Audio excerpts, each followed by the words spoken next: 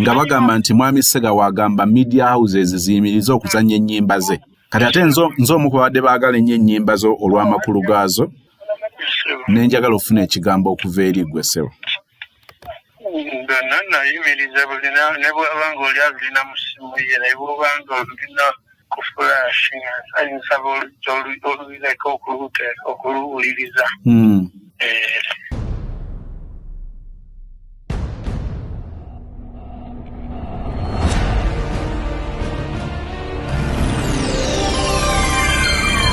Amawulire ku Serebuwo wano wokka ku News Spark Channel.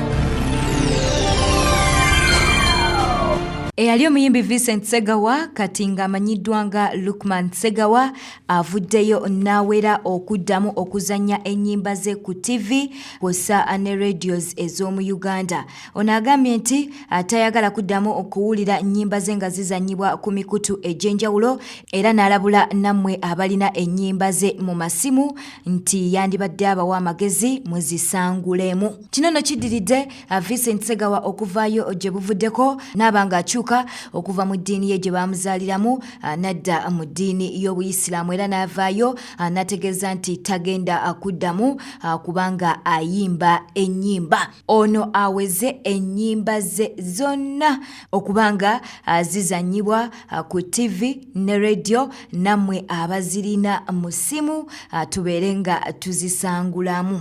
Hello. Yes, mwami Sega wasuze otya ssebo? Twasuzeeyo kama yebale kukuuma. Amina Yesu asidde mwezi waffe. Kulikayo ssebo. Twakoma okwogerako eyo mabega nga tunyumyamu ku by'omuziki.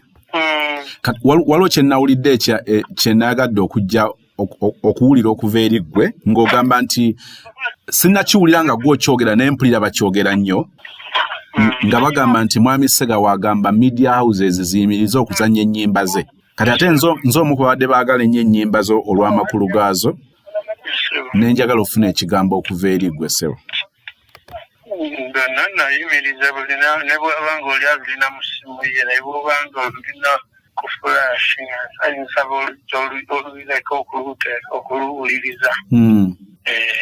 Katukyali wa Vincent Segawa tugenzeeko ew'omuyimbi era nga naye musiraamu njogera ku Aj Aluna Mubiru avuddeyo n'ategeeza nga bw'atakkiriziganya na kusalawo kwa Lukman Segawa abangi gumumanyi nga Vincent Segawa okw'obutaddamu kubanga ayimba ennyimba. Naye agambye nti buli muntu ayina engeri gy'ayigamu eddiini n'olwekyo tagenda kubanga amusalira omusango. Kakati Haji mbadde njogerako wano ne omwami ey'akasiraamu kagwe bayita Vincent Segawa. Wamutegerako? Yesebo. Vincent Segawa agamba obusiraamu tebukkiriza kuyimba haramu. Era ennyimba ze zonna tuzisiimuule tetuddamu n'oluzikuba. Sebo. Nti tuzisiimule tetuddamu zikuba olw'ensonga nti haramu aramaini.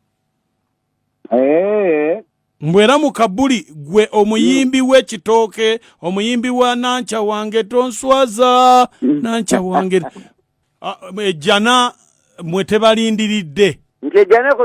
Tebalindiridde mmwe abasiraamu abakola ebyokuyimba ebyo birimu. Omanyi ana mukunja. Wansebo. Nti eddiini ndimanyiko kitono.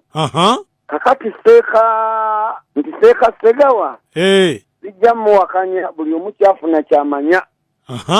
Sinaba kunoonyereza nnyo nayimira kinoonyerezaako naye nze kyemmanyi nti okuyimba musomesa. Agamba nti ekitooke kipansalira viya mukazi wo. Mukazi wo tomukuba. Mukazi wo naye mulungi. Ate nga eddiini eragira abantu bafumbiraganwe. Simba kwawula abaana njawula atayagala kukola tato mulungi afayo ku makaage kati ekyo kibiiki. Nenyimba nti ekitooke kifansalya mukazi omulabirire.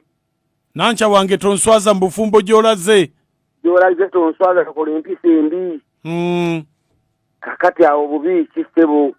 Kyaddaaki omuyimbi wa Kadongo Kamu era nga ye meeya wa Kyengera Town Council njogera ku Mathias Walukaga avuddeyo n'akakasa nti emyaka 7 egiyise beeyagalako ne ex Waluna Mubiru KEMI Sera. Ajjukira nti ne KEMI Sera naye muyimbi era nga yamuzaalamu omwana.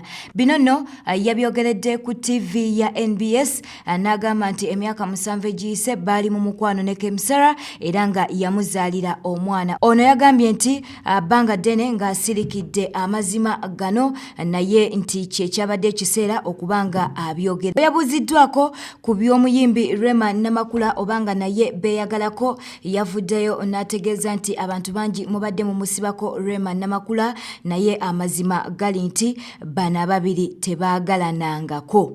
Lokambere clear nveeyo clarifying emisera yali mukyala wange ne muzaalamu n'omwana bamuyita Jaden Walukaga. Bwetto butambudde nkwebaza okwekumira ku News Park Channel katuddeyo mu field tubeere nga tukunoonyeza amawulire amalala. Teweerabira okunyiga ka notification bell akadaako bajja kubanga bakutegeeza buli lwe tunaaba tutaddeyo amawulire.